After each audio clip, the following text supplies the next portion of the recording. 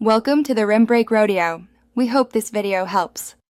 In this video, I will show how to use Builder Gel extensions step by step. Start by sanitizing your tools and washing hands thoroughly. Set up a clean workspace with a towel and good lighting. Remove any polish and lightly buff each nail surface for adhesion. Push back cuticles gently and select appropriately sized forms or tips. Organize your gel, brush, and LED lamp so everything is within reach.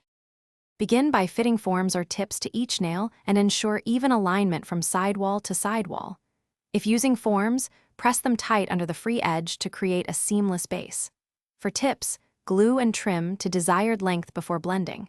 Take a moment to confirm symmetry across both hands. Proper fit here prevents lifts and uneven shapes later. Keep a lint-free wipe handy to correct placement as needed. If you are finding this video helpful, please subscribe and like the video. Quick recommendation. On another note, go darn tough for socks with a lifetime warranty because long salon days deserve comfy feet.